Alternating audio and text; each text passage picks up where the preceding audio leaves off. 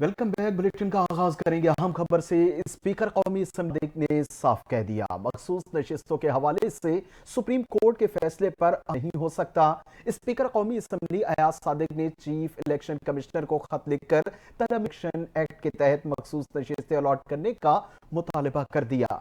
Commissioner Sikandar Sultan Raja के नाम खत में उन्होंने इलेक्शन एक्ट में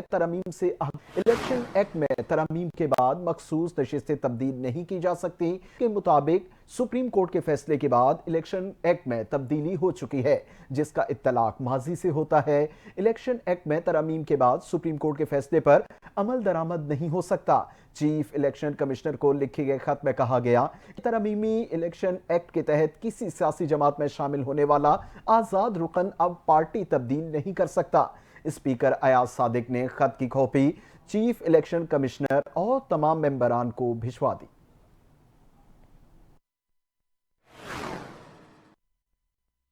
हवाले से एक और अहम खबर से आपको आगाह करेंगे। इलेक्शन कमीशन सुप्रीम कोर्ट के उस नशिस्तों से मुतालिक फैसले पर अमल दरामद नहीं कर सका और आज चीफ इलेक्शन की जेर सदारत होने वाला इजलास भी बेनतीजा खत्म हो गया।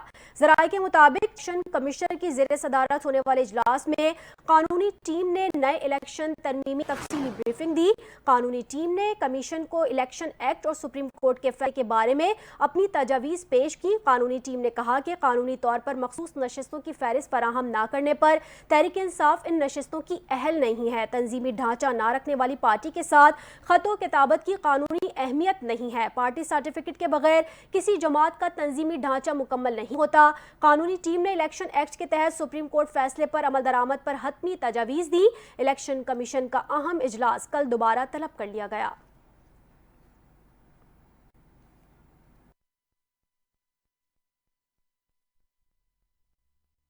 इस्लामाबाद हाई कोर्ट ने इलेक्शन कमीशन का ट्रिब्यूनल तब्दीली का ऑर्डर खिला दे दिया। इस्लामाबाद हाई कोर्ट के चीफ जस्टिस आमिर फारूक ने केस का महफूज फैसला।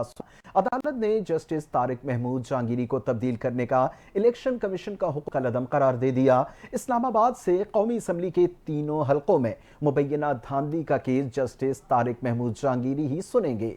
शुएब शाहीन, आमिर मुगल और अली बुखारी ने ट्रिब्यूनल तब्दीली के खिलाफ दरखास्तें दायर की थीं। इलेक्शन कमीशन को मामला वापस भेजते हुए दोबारा फैसला करने की हिदायत की गई है।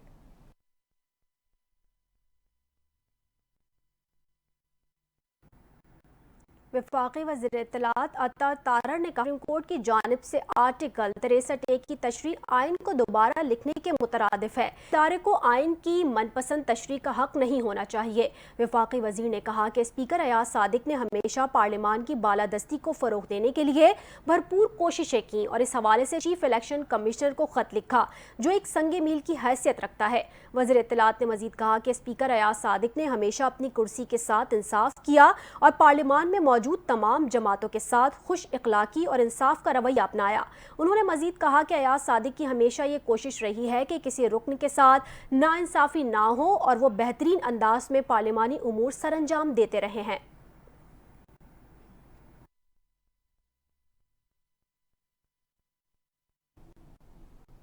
सुप्रीम कोर्ट ने बलूचिस्तान असेंबली की नशिस्त पीबी पीपल्स पार्टी के उम्मीदवार की दोबारा गिनती की दरखास्त मुस्तरद कर दी। बलूचिस्तान के सूबे पीबी 14 में दोबारा गिनती और रिटर्निंग अफसरान पर जानिबदारी के इल्जाम से मुतल्लिक दरखास्त की समाअत चीफ जस्टिस की सरबराही में सुप्रीम कोर्ट के 3 रुकनी बेंच ने की। सुप्रीम कोर्ट ने पीपी उम्मीदवार गुलाम रसूल की पीबी 14 में दोबारा गिनती और रिटर्निंग अफसरान पर जानिबदारी के इल्जाम की दरखास्त मुस्तरद करते हुए नून लीग के मोहम्मद खान लहड़ी की कामयाबी को बरकरार रखा। समाअत के दौरान वकील दरखास्त गुजार ने कहा कि 96 में से 7 पोलिंग स्टेशन पर दोबारा गिनती की दरखास्त दायर की। उस पर चीफ जस्टिस ने कहा कि दरखास्त गुजार को कैसे पता चला कि गलत रिजल्ट तैयार किया गया। डब्बे खुलने के बाद फॉर्म 45 हो या 75 इसकी हैसियत नहीं रहती।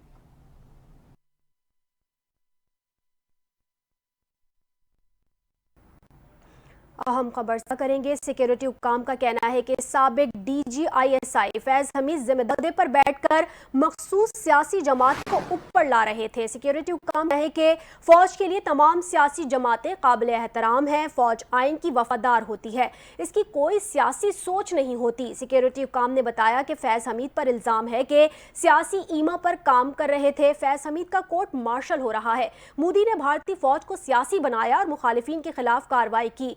हिटलर भी जर्मनी की फौज को सियासी सोच के तहत चला रहा था और मुखालिफिन के खिलाफ कार्रवाई की। पाकिस्तानी फौज के साथ भी ऐसे ही करने की वारदात की गई।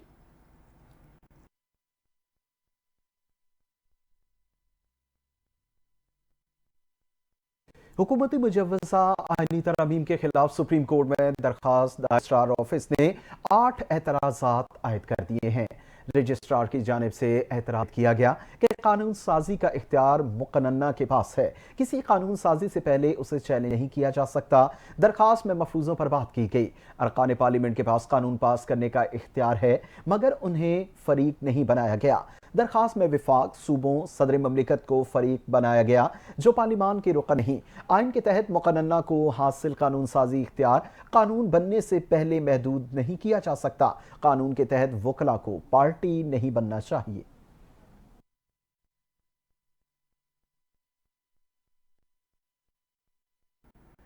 पाकिस्तान पीपल्स पार्टी के चेयरमैन बिलावल भुट्टो ने आईनी अदालत की हिम्मत दी। कहते हैं अदालती निज़ाम में बेहतरी लानी है तो आईनी अदालतों का क़याम है।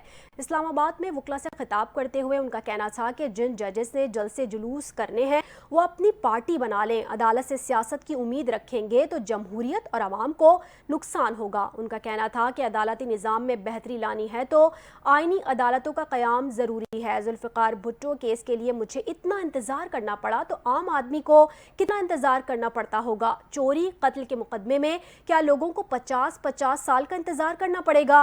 बिलावल भुट्टो ने कहा कि सुप्रीम कोर्ट में 50% केसेस को 90% वक्त मिलता है।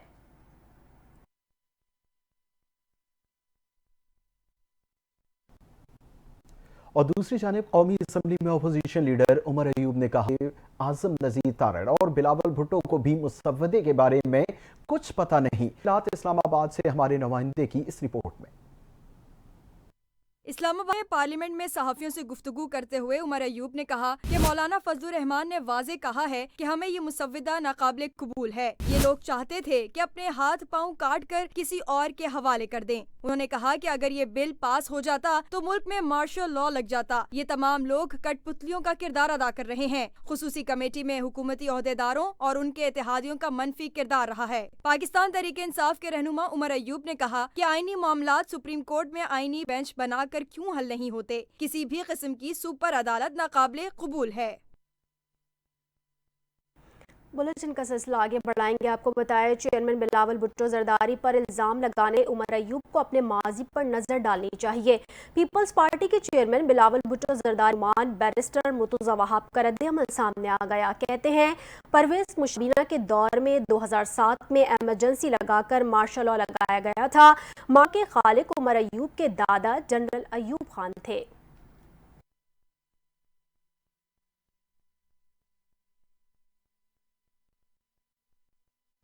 और अमीर जमात इस्लामी हाफिज नईमुर रहमान ने कहा कि जमात इस्लामी मुजव्वज़ा आईनी तरमीम को कुली तौर पर मुस्तरद करती है। मौजूदा हालात जबकि नए चीफ जस्टिस का तकर्रुर होने वाला है, किसी सूरत भी हुकूमत को ज़ेब कि वो आइन का हुलिया बिगाड़े। उन्होंने वाज़ेह किया कि जमात इस्लामी किसी सूरत इस तरमीम को कबूल नहीं करेगी। उन्होंने तमाम अपोजिशन जमातों को भी मशवरा दिया कि वो शिकों के मुताले में उलझने के बजाय मुकम्मल तौर पर हुकूमती ड्राफ्ट को मुस्तरद करें। हुकूमत मौजूदा हालात में ऐसे हथकंडे अपनाने से बाज रहे जिससे मजीद बहरान पैदा हो।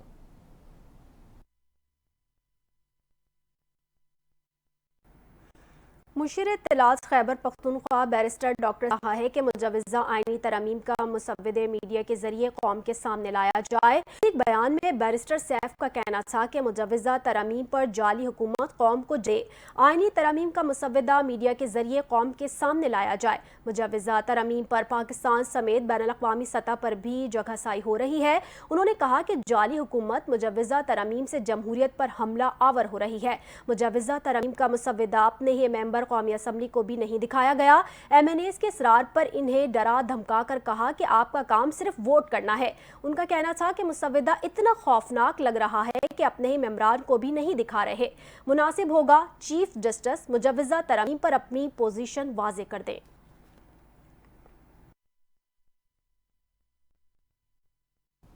और मुशीर कानून व इंसाफ बैरिस्टर अकील ने कहा कि आईनी तरमीम मुशावरती अमल जारी है। इस्लामाबाद में प्रेस कॉन्फ्रेंस करते हुए उनका कहना था कि वफाकी कानून ने आईनी तरमीम से मुतल्लिक के हवाले से मुशावरत की है।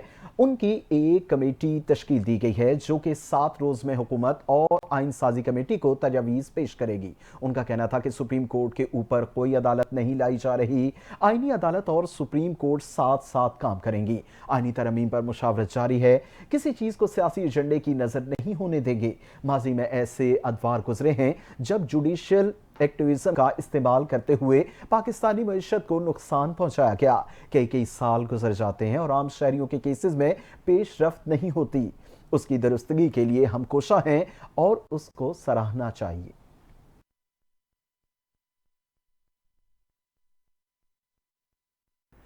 सिंध हुकूमत के सीनियर वजीर शर्जिल इनाम मेमन ने कहा, आईनी तरमीम करना पार्लियामेंट का इख्तियार है, लेकिन हम चाहते हैं इत्तफाक के राय से तरमीम की जाए। PTI के दौरे हुकूमत में बंदूक के जोर पर कानून साजी की गई। वजीर इत्तलात सिंध शर्जिल इनाम मेमन ने कराची में मीडिया से गुफ्तगू करते हुए कहा कि पीपल्स पार्टी आइन की तख्लीक कार है। मिसाक़े जमहूरियत में जुडिशल रिफॉर्म्स की बात भी शामिल थी। PTI ने बदमाशी और बंदूक के जोर पर कानून मंजूर कराए थे, लेकिन मुस्लिम लीग नून में बंदूक के जोर पर हुकूमत नहीं हो रही। उनके पास नंबर पूरे नहीं हैं तो वो मान रहे हैं और दीगर सियासी जमातों के पास जा रहे हैं। उनका कहना था कि PTI के दौरे हुकूमत में सेनेट, कौमी असम्बली मुकम्मल नहीं होते हैं, लेकिन कानून साजी हो जाती थी। उनके अरकान इतना शोर करते थे और नामुकम्मल हाउस में कानून साजी हो जाती थी। शर्जिल मेमन ने कहा कि PTI हुकूमत ने बहुत से गैर आइनी काम किए। सेनेट इंतखाबात में क्या कुछ नहीं किया। इस वक्त नंबर्स पूरे नहीं थे, लेकिन फिर भी 7 वोटों से यूसुफ रजा गिलानी को हरा दिया।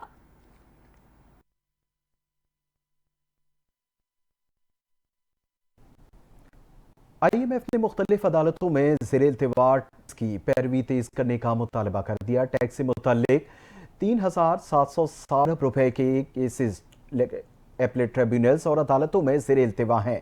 FBR के हुकाम के मुताबिक एपलेट ट्रिब्यूनल्स में ज़ेर-ए-इल्तिवा मुकदमात की मालियत 1,460 अरब रुपए से बढ़कर 2,235 अरब रुपए तक पहुंच चुकी है।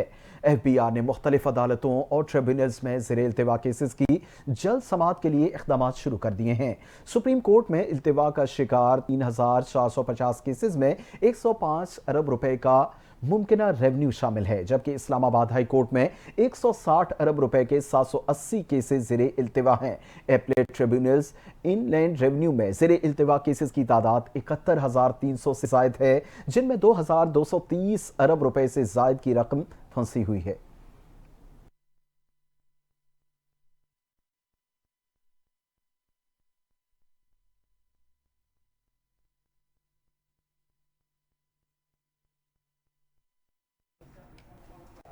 खबरें और भी हैं, शामिल करेंगे एक ब्रेक के बाद। हमारे साथ रहिए।